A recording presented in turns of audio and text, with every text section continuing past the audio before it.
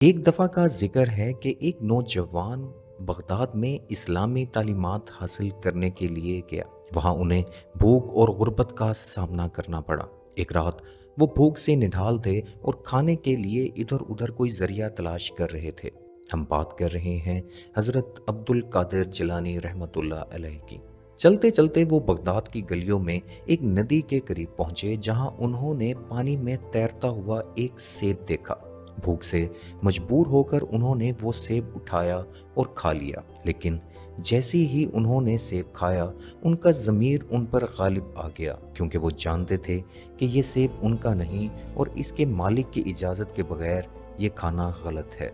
अपने अमल की इस्लाह के लिए हज़रत अब्दुल कादिर जिलानी ने इस सेब के मालिक का पता लगाया और एक करीबी बाग तक पहुंचे। उन्होंने बाग के मालिक, जो कि एक नेक और मुत्तकी शख्स थे, उनसे मुलाकात की और सेब बगैर इजाज़त खाने का एतराफ़ कर लिया। बाग के मालिक उनकी दयानतदारी और आजिज़ी से बहुत मुतासिर हुए। बाग के मालिक ने उन्हें माफ़ करने के लिए एक शर्त सामने रख दी। वो शर्त ये थी कि वो उनके बाग में 1 साल तक खिदमत करे और इस खिदमत के बदले वो उनको मुआवजा देंगे।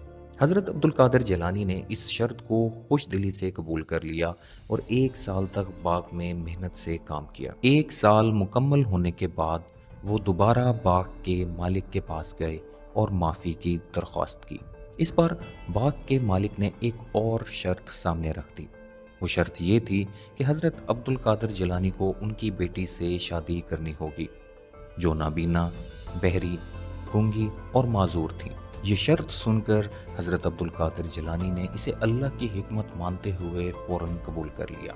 शादी के बाद जब उन्होंने अपनी बीवी को देखा तो वो हैरान रह गए कि वो निहायत खूबसूरत, सेहतमंद और नेक खातून थी। बाग के मालिक ने वजाहत की कि उनकी बेटी नाबीना इसलिए हैं क्योंकि उन्होंने कभी गुनाह की तरफ नहीं देखा, बहरी इसलिए हैं क्योंकि उन्होंने कभी गुनाह की बात नहीं सुनी, गूंगी इसलिए हैं क्योंकि उन्होंने कभी गुनाह की बात नहीं कही, और माजूर इसलिए हैं क्योंकि उन्होंने कभी गुनाह के लिए अपने जिस्म को इस्तेमाल नहीं किया। ये आजमाइश हज़रत अब्दुल कादिर जिलानी को उनकी आइंदा रूहानी क़यादत के लिए तैयार करने का ज़रिया बनी।